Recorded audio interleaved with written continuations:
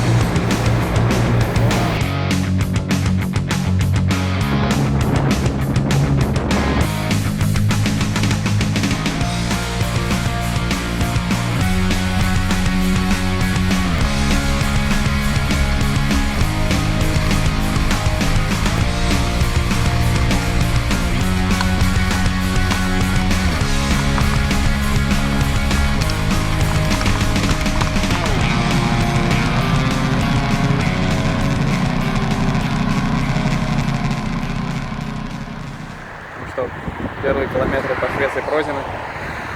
Вчера опаздывал на паром в Венспилс. Но сейчас уже время побольше. Я, в принципе, 5 часов пути и часов 8 до парома. Так что могу себе позволить что-то поснимать. В Швеции тепло, но пасмурно, обещали вроде дождь. Так что я сейчас сразу одену дождевик, чтобы потом в панике его не одевать на автобане. Так, все хорошо, вот остановился попить кофейку. Покушать мамин пирог. Вон трактор мой стоит.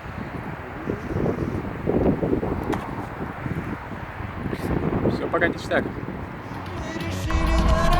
Каждая минута мы валяем дурака, и пока впечатление наша валюта. Мы сказочно богаты, сказочно богаты, сказочно богаты.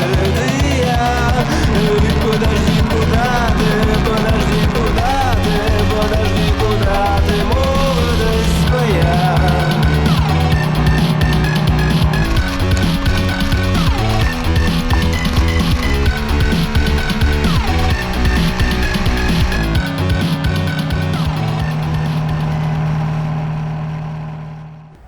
Остановился на обед. Ролтончик, тушеночка, чаечек. Вон мой балаган. Встретился со шведами. Сказали, были в Исландии совсем недавно. Месяц назад. Сказали, погода была отличная. Но сказали, что все может меняться по несколько раз в день. Угу. Посмотрим. После обеда собираю свои вещи и мчу дальше по шоссе в сторону города Гетенборг. На момент поездки шел второй мой мотосезон, и мой опыт езды по бездорожью равнялся нулю. Но за плечами был большой опыт занятий экстремальным велоспортом, мотоджимханы, и в общем предстоящее бездорожье меня не сильно смущало. А вот мотоцикл смущал.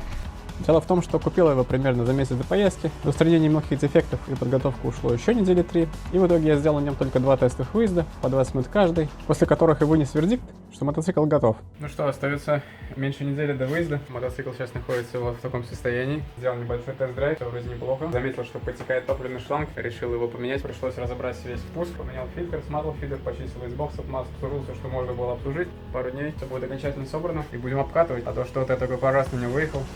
Так, убираем. Остался ответить вопрос, а готов ли я? Ответ на этот вопрос я не знал до момента выезда. Потому что в туалете мне 2 раза угораздило подхватить клещей, ну и все прелести, которые идут вместе с ними.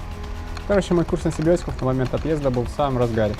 Мне кажется, это самое безумное из того, что я делал. У меня тут через 6 часов паром, а я тут... Оп, на капельнице с антибиотиками. Класс, а? Ну вот так и начался мой трip в Исландию. Из-под капельницы сразу на мотоцикл. Ну ладно, меньше слов, больше дела. Вернемся к нашему путешествию. Я на одном дыхании пролетаю 500 километров по шведскому шоссе и приезжаю в порт. Впереди мне паром до Дании.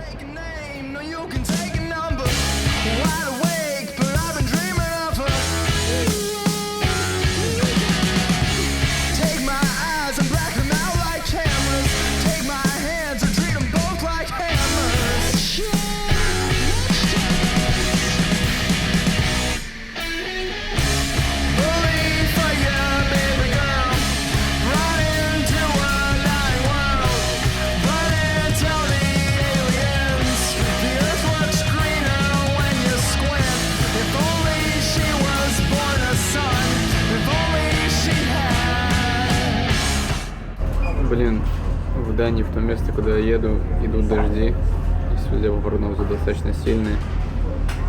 Не знаю, честно говоря, что я буду делать, потому что ставить в этот дождь палатку ради 5 часов сна, мне кажется, не имеет большого смысла. Поэтому, не знаю, я теперь просто доехать до порта и потусоваться там. Потом отоплюсь на пароме. Не уверен. Либо попробую поискать какие-нибудь другие варианты, какой-нибудь, может быть, где-то будет навес. Или что-то типа этого. Посмотрим.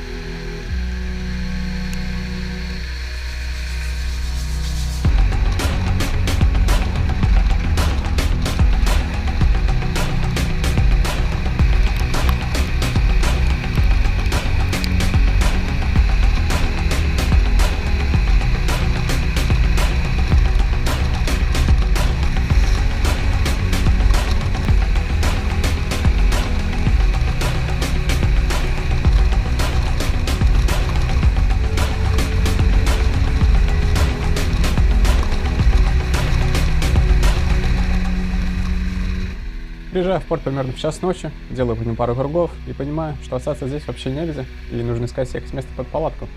А искать место под палатку ночью на мотоцикле, да еще и в дождь, это, я вам скажу, та еще задача. Но спустя какое-то время я все-таки нашел подходящее местечко, поспал в ту ночь всего пару часов, но это лучше, чем ничего. Вот так, кстати, выглядело мое место ночевки. На утром быстро завтракаю, собираюсь и двигаю в порт.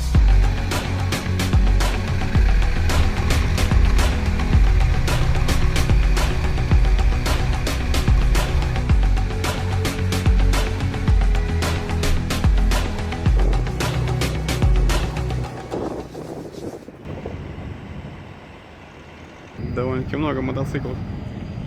Вот они, герои, все стоят. Ну вот, швартуется паром на Исландию. Сейчас будем грузиться. Ну вот и наконец пришло время погрузки на паром.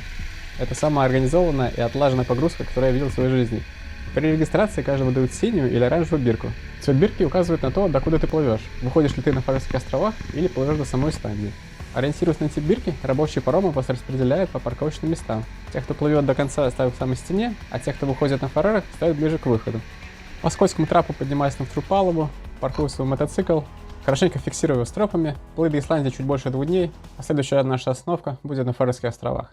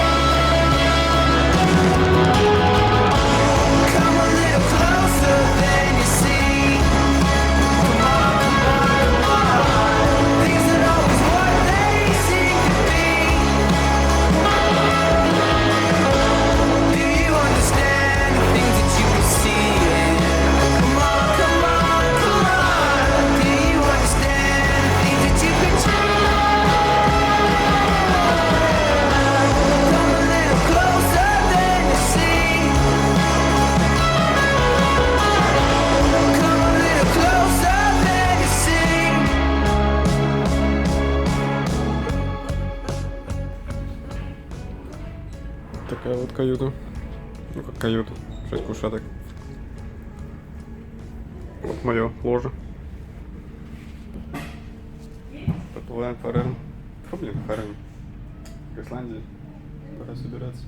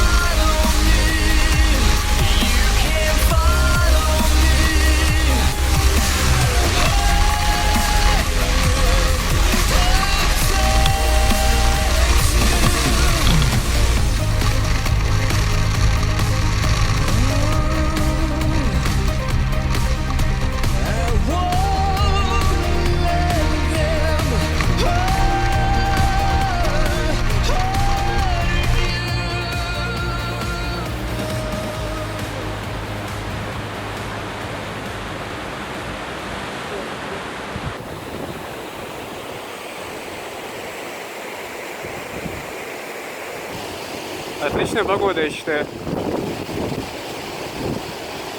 Короче, я понял, Исландия это такая Норвегия на максималках. Может быть все реально в один день. Уже был небольшой снег, дождь, немножечко солнца. Ну, да, ветер всегда, это вообще понятно. Короче, в Исландии это невыполнимая задача. В мотоботах, кстати, не так плохо идти. Единственное, что они когда намокают, они скользят. Что дай боже.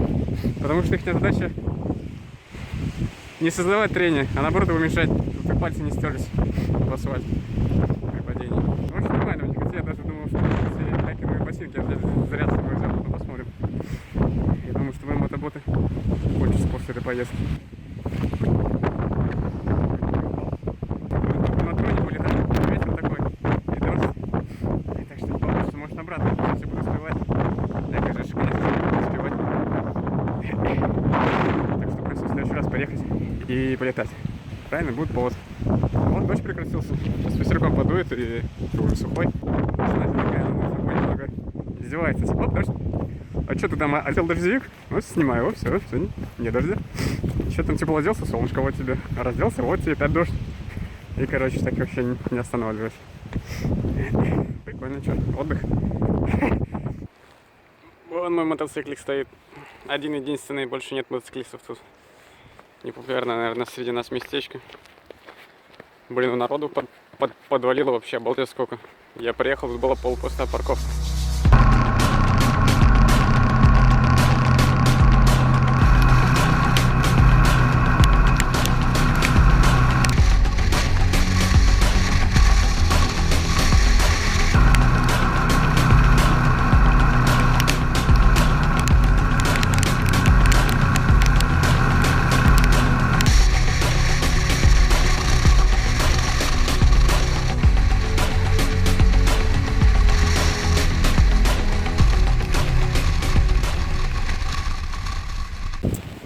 Залил, короче, полный бак бензина.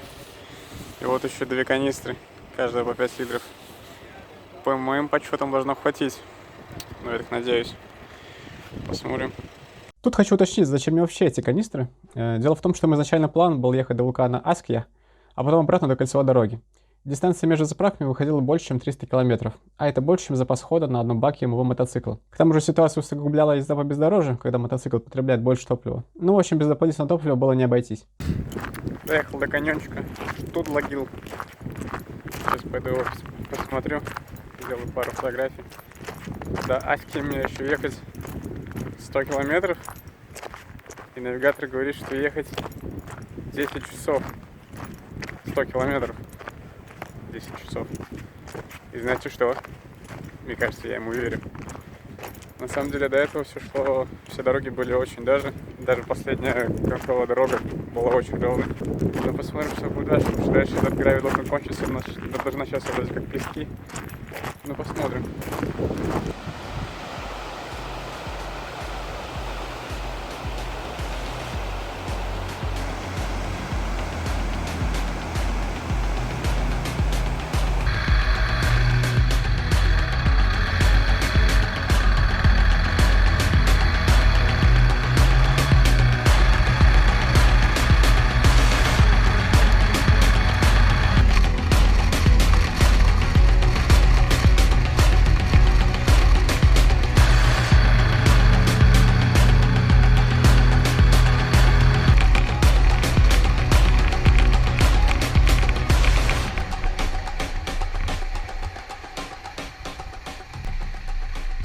Доезжаю, значит, вот до такого интересного знака. Этот знак говорит о том, что на данной дороге нужно будет преодолевать водные преграды, ну то бишь речки. За этим знаком начинается дорога класса F. На эти дороги имеет право заезжать только полноприводный транспорт и мотоциклы.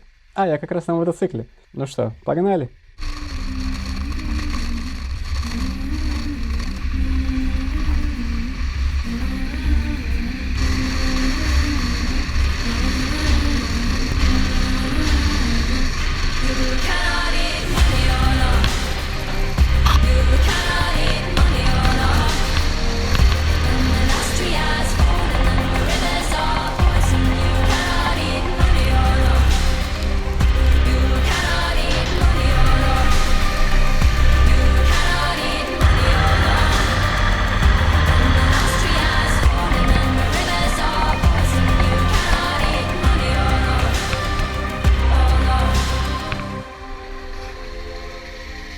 Suffocate me, so my tears can be rain. I will water the ground where I stand, so the flowers can grow back again. 'Cause just like the sea, everything wants to land. We are burning our fingers, but we learn and forget.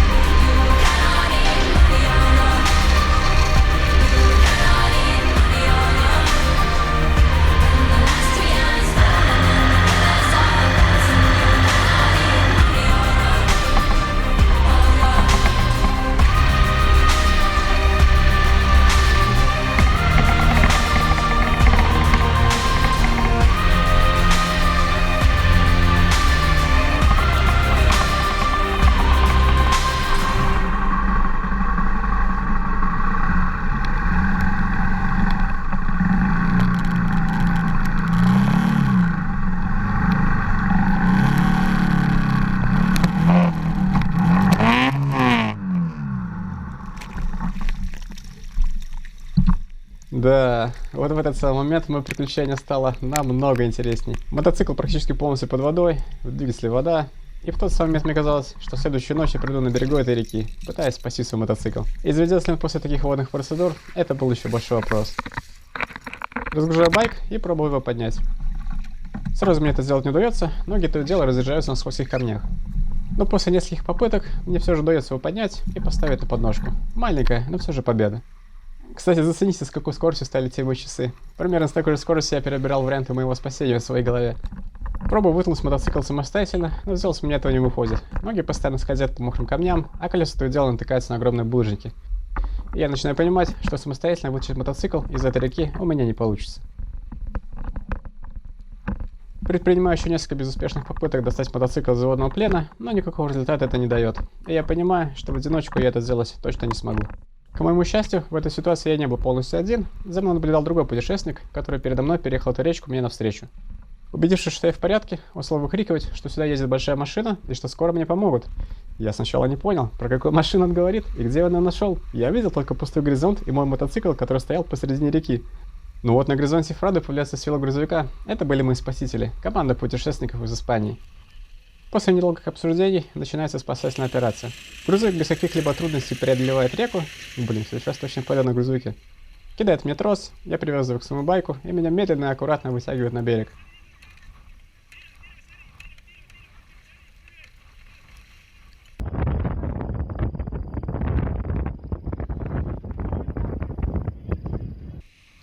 Ну а теперь нужно этот мотоцикл завести. Испанцы наотрез отказываются уезжать, пока мотоцикл не заведется, так что вариантов нет, нужно заводить. Первым делом выкручиваю свечи, проворачиваю мотор и понимаю, что цилиндры полностью залиты водой. Весь воздушный фильтр в воде, и ничего хорошего это не сулит.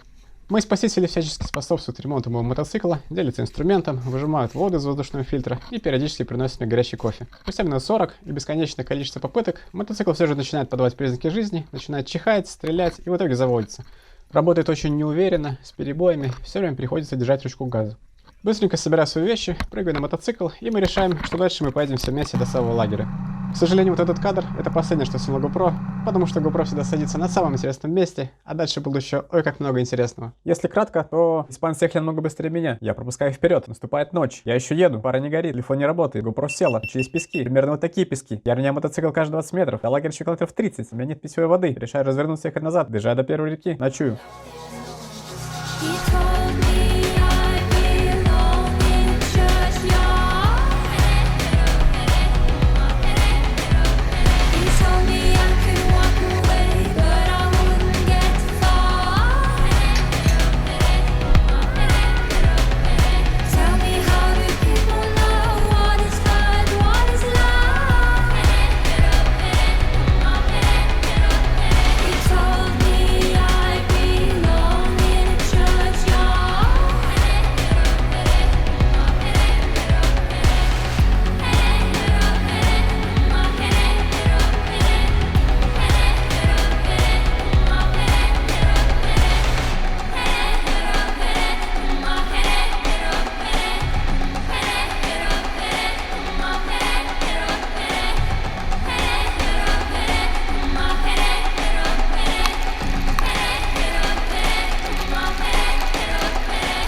И вот я доезжаю до реки, которую я вчера проезжал вместе с испанцами.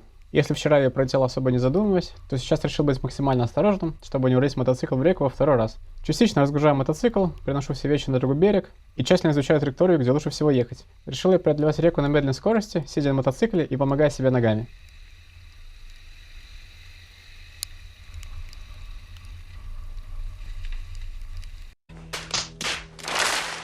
Да, я сделал это во второй раз. Я снова уронил мотоцикл в реку, но только в этот раз я уже был один. У меня быстро получилось поднять мотоцикл, также оперативно я выкрутил и просушил свечи, просушил воздушный фильтр, и мотоцикл завелся, как ни в чем не бывало. Яркий пример того, что простота конструкции — это залог надежности. Ну а дальше меня ждала та самая река, с которой меня вчера доставали, и падать с нее еще раз мне ой как не хотелось. Я полностью разгружаю мотоцикл, переношу все вещи на другой берег, внимательно изучаю маршрут, по которому поеду, собираюсь с духом и начинаю перевозить мотоцикл через реку.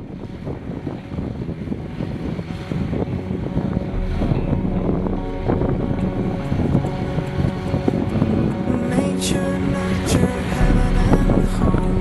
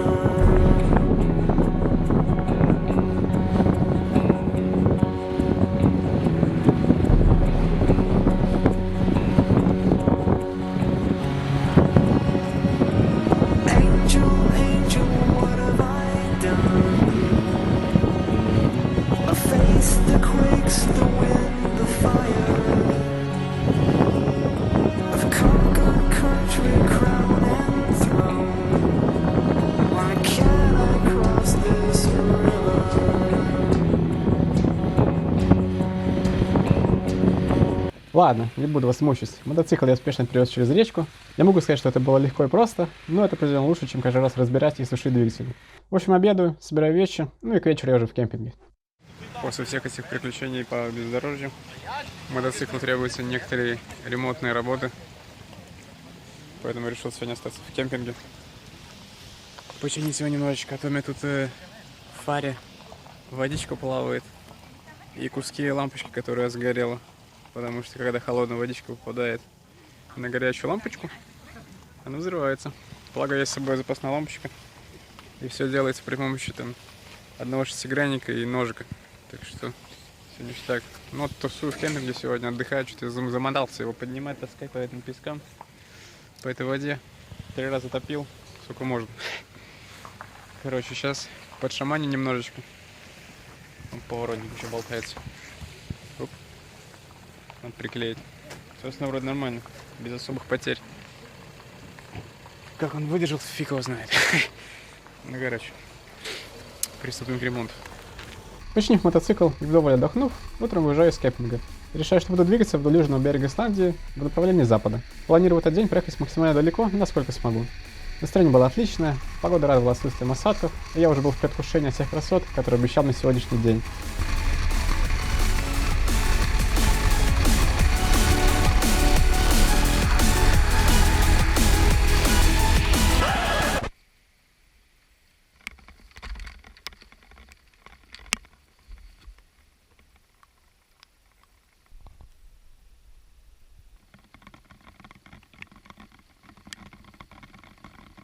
Давайте я вам попробую рассказать, что произошло. Короче, вчера был второй день мой в Исландии, и я наконец-то выбрался с бездорожья. Починил мотоцикл в кемпинге, остался ночевать в кемпинге, потому что был очень усталым. Мотоцикл требовал ремонта. Все подшаманил, все сделал. Думал, что ну все, теперь поеду смотреть Исландию. Но не тут и было. Утром собрался, радостно, погода была классная. Собрал вещи, все запаковался, все красиво оделся, приготовился, и там ехать типа 500 километров, думаю, ну все, сейчас аккуратненько, спокойненько, вжух, и к вечеру я на месте. Но где-то километров через 100 мотоцикл просто заглох, и все, ну и не заводится. Можете представить себе, какие эмоции я тогда испытывал. Пустынная дорога, там проезжает какие-то 3 машины, не знаю, в полчаса и все. Как бы, чем они могут помочь? Мотоцикл не заводится, не заводится. Но в итоге мотоцикл немного постоял, завелся. Работал, заглох опять. Я стал грешить, может, что я с просони залил, не знаю, соляру или что-то еще, что-то перепутал, потому что я с утра заезжал на заправку. Думаю, что делать? Бензина с собой нет, я как раз-таки вчера все залил, выкинул последнюю канистру, у меня была одна пустая с собой. Уже думал ловить какую-то попутку, ехать до ближайшего города за бензином. В итоге я подумал, что окей, давай попробую переключиться на резерв, потому что если вдруг я что-то там перепутал с топливом и залил с просони солярки, то, по крайней мере, может, на резерве он поедет. И на резерве он поехал. В общем, я приехал обратно в город, и до города доехал, все без проблем. Я перепроверил все, я точно залил бензин, то есть есть какая-то проблема. В итоге я снял шланг с подачи топлива, и получилось так, что в состоянии открыто он еле-еле течет, просто по капельке. То есть мотоциклу тупо не хватает топлива. Соответственно, мотоцикл что? Забит фильтр перед этим краником. Я подумал, что окей, ну ладно, ну пойду на резерве, какая разница. Но резерв через какое-то время тоже начал отказывать. В итоге я отъехал километров 20 и развернулся, потому что мотоцикл заглох. Развернулся и поехал обратно. Там через каждые 5 километров я останавливался, ждал, пока снова набежит бензин. Вот доехал до кемпинга. Ну и вот, сливаю весь бензин, сейчас буду смотреть, что там происходит. Короче, такая история. Никуда я сегодня не уехал, остался в том же кемпинге. Короче, буду просто ездить в удовольствие, не пытаясь где-то успеть. Такие вот у нас дела. Надеюсь, что я быстро справлюсь и, короче, смогу отдохнуть, поесть нормально, что-нибудь сделать. Ну вот.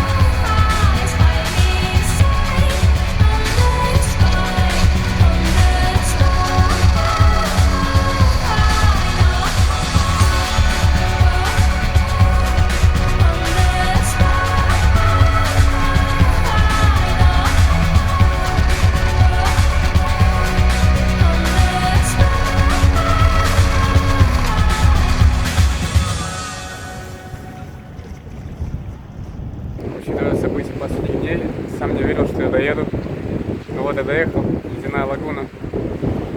Да, конечно, не так много, все-таки август. Но все равно есть что посмотреть, очень красиво. Пройду еще чуть-чуть куда-нибудь вперед. Далеко уже ехать не буду, что волнуюсь за себя и за мотоцикл, за погоду. А бриллиантовый пляж, что там особо ничего нет, все 6 лет расставил. Просто черный песок.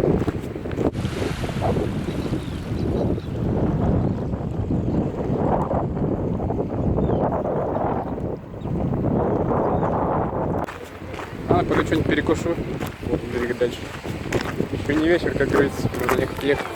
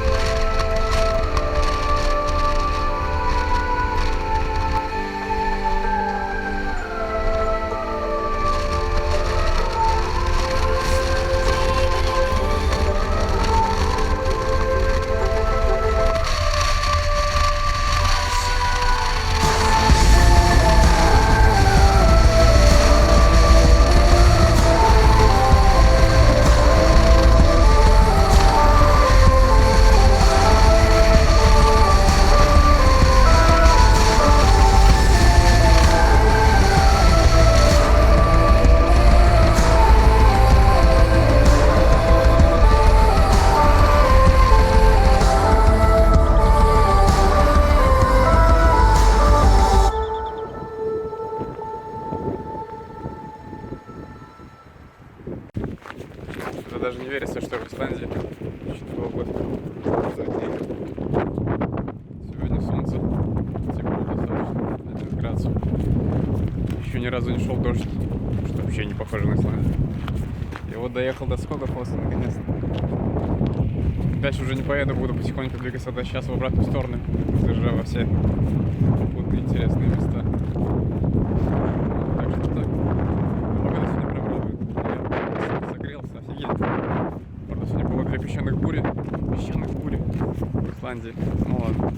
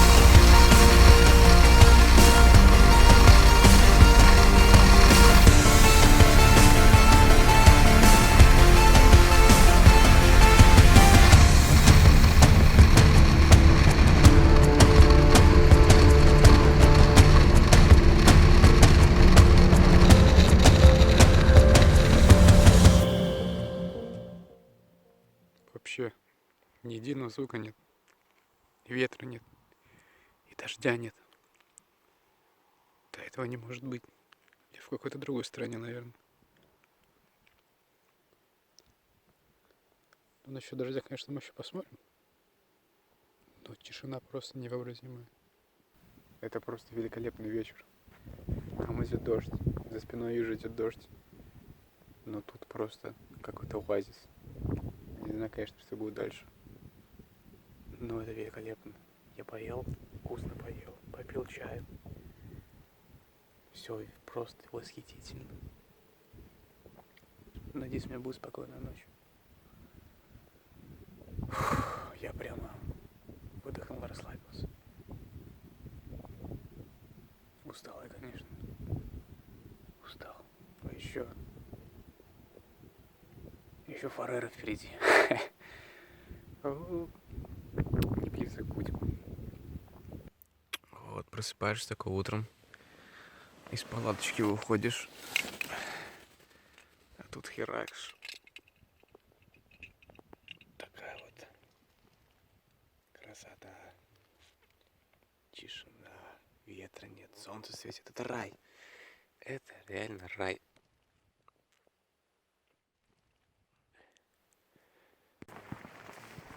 Последний раз, когда уронил мотоцикл и увидел, что у меня трещина в месте, где крепится рычаг сцепления, пообещался быть максимально внимательным и больше не ронять мотоцикл.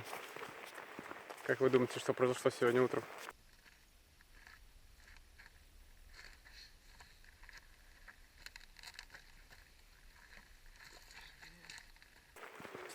Короче, уронил мотоцикл. Но это ладно, все нормально. Ничего не поломалось.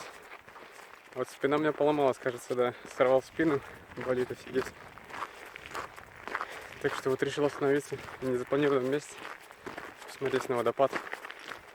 Просто чтобы немножко перевести дух, отдохнуть от мотоцикла. Ехать сегодня только 4 часа, там примерно 350 километров. Так что времени у меня предостаточно.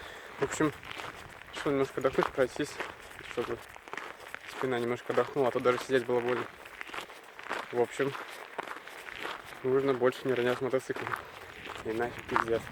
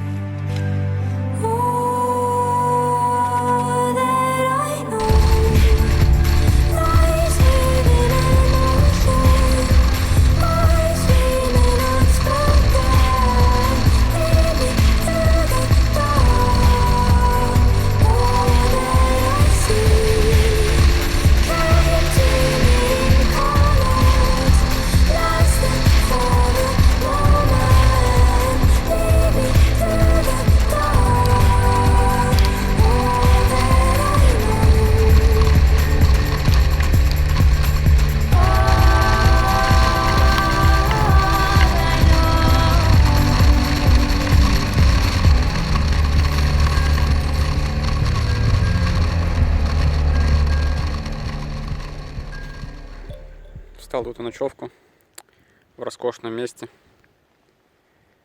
Смотрите, какая красота кругом. Надеюсь, меня тут ночью никто не приедет и никто не выгонит. Какие-нибудь блюстители порядка исландские. Ну, вообще красиво тут.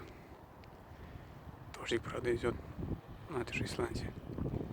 Тут вообще всегда идет.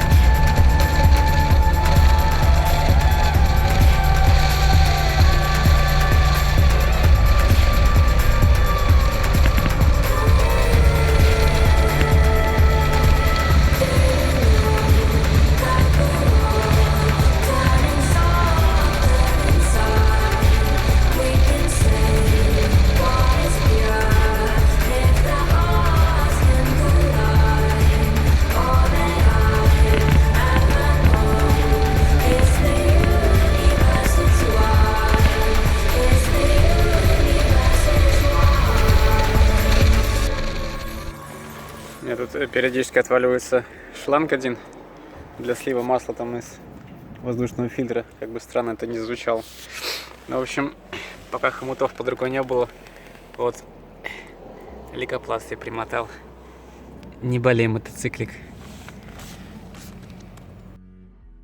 Последнюю ночь решаю прийти в кемпинге, нужно было обслужить мотоцикл и наконец поменять масло. Масло, кстати, слилось в перемешку вместе с водой, а мотоциклу хоть бы что. Вот это понимаю надежность.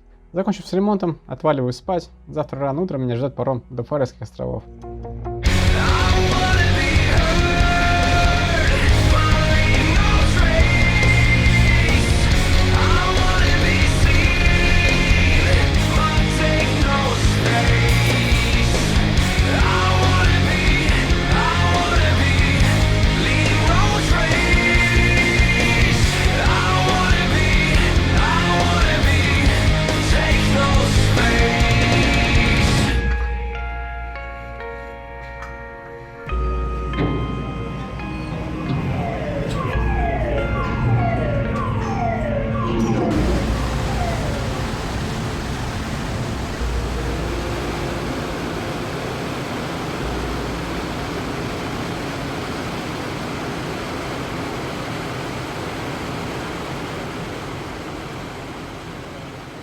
Нашел тут подставку под крышу, которая полностью отражает суть моих приключений в Исландии.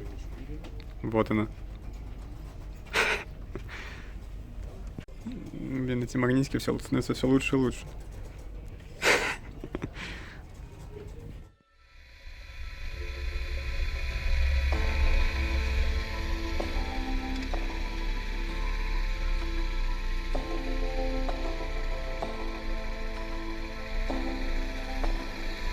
Вот завтракаю на Фарерских островах. Такие вот они, 5 часов утра. В 3 часа приплыли. Где-то без 15-14 выпустили. Все в тумане. Мелкий дождик, мало что видно. Подождем, может распогодится. Ну, на сегодня вообще плохую погоду обещали.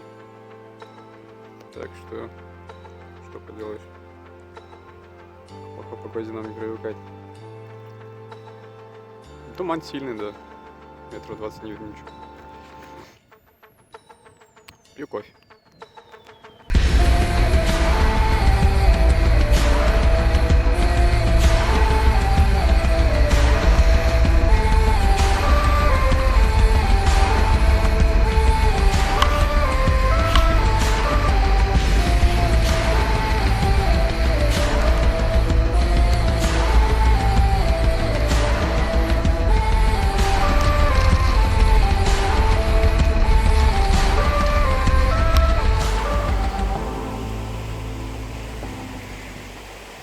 Друганы, серфяху давай.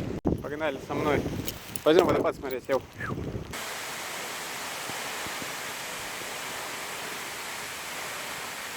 Вот такая вот погода на Фарерах. Птичка. Как твои дела? Только не подайся.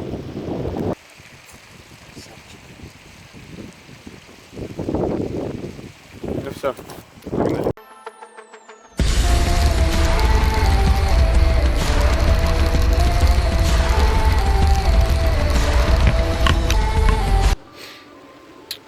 Ну вот так и живем. За бортом там дождь. Херачит неистово. С самого утра, в принципе, он идет. Сегодня почти ничего не снимал. Весь день просидел в супермаркете большом. Потому что там просто ад. Я там днем остановился на заправке. Часок посидел, думаю, ну блин, не съезжу весь день на заправке. Ну, нашел супермаркет. Поехал туда, до него 30 километров было. Это были самые тяжелые 30 километров в моей жизни, наверное. И это вообще будто ураган. Дождь, ливень, холодно, я был весь мокрый. В общем, просидел в супермаркете часов 6-7. Поехал на ночевку. Ну, особо ничего не поменялось, как дошел, так идет. Единственное, что здесь ветра меньше. Там между островами ветер вообще сумасшедший. Ладно, завтра вроде лучше обещают. Может, что-нибудь увидим. А то сегодня только тучи да дождь. Такие дела. Ну, сейчас будем кушать. Вкусненько кушать. Чаек тут макарошки с мясом, лавашек, такой вот дип. Ништяк, все ништяк. Бузяк тут играет. Кайфушечка.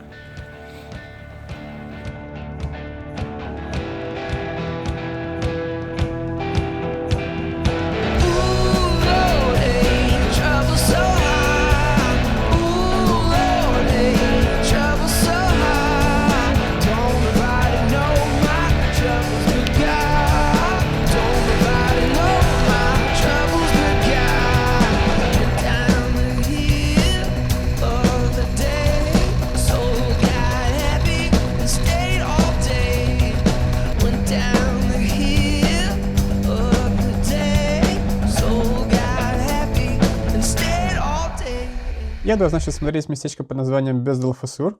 Я заранее посмотрел на картах, где находится начало тропы, и по информации с Google Street View там должен быть указатель, кони, калитка и какой-то мужик. К своему удивлению, я обнаружил там новенький контрольно-пропускной пункт, который взимал дань с каждого туриста, хотевшего пройти по данной тропе. С такими нововведениями я не был согласен и отправился искать другие пути. Короче, вход стоит 26 евро, чтобы просто пройти по тропинке и посмотреть на туман, скорее всего. Короче, иду по какой-то старой тропе, через какую-то частную собственность. По стелсу все, короче. Надеюсь, меня не спалят и не штрафуют и бла-бла-бла. Пока никого нет. В принципе, дальше домов не должно быть. Тут еще обратно придется идти. Надеюсь, что все будет чики-пуки.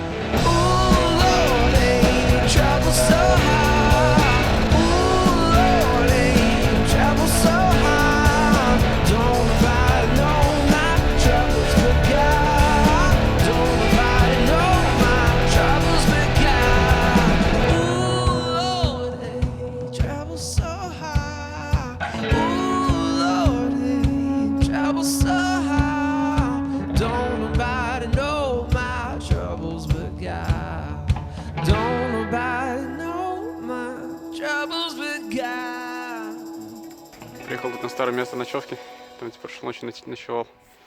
Вот, мне кажется, у меня компания сегодня будет. Вон, парашка стоит. А он еще один. Будем с ними сегодня чаи распивать. Алкоголь мне нельзя, а вот чаи можно.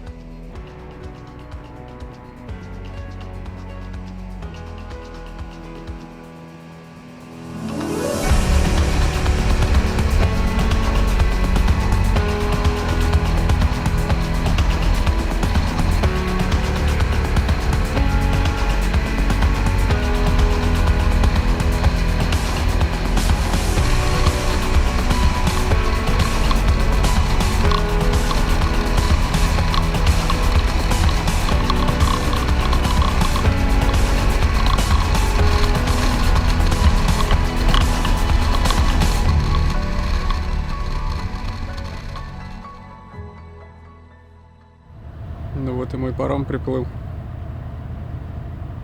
На нем до Дании. Потом еще один паром до Швеции. Ну а там уже Латвия совсем рядом. Так что начинаем дорогу домой.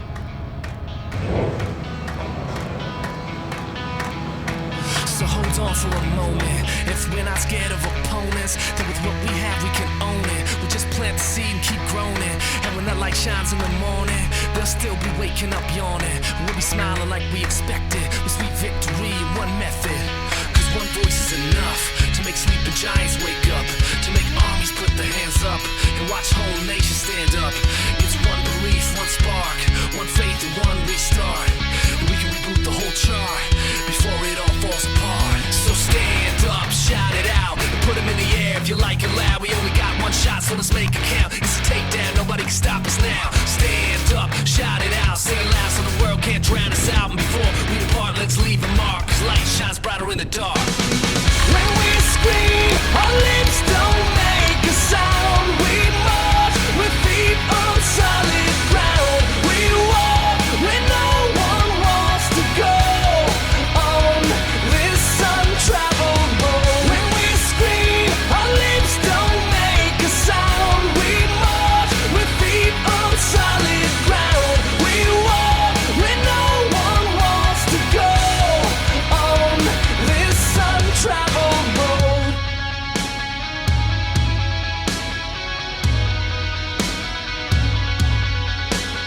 And I can choose to respect it or choose to infect it. But once it hits the water, it's too late to be selective. 'Cause one voice is enough to make sleeping giants wake up, to make armies put their hands up and watch whole nations stand up. It's one belief, one spark, one faith, and one restart. And we can reboot the whole chart before it all falls apart. When we scream, our lips don't make a sound. We march with feet on solid ground. We walk when no one wants to go on this untraveled road. When we scream, our lips don't make a sound. We march with feet on solid ground. We walk when no one wants to go on this untraveled road. On this untraveled road. On this untraveled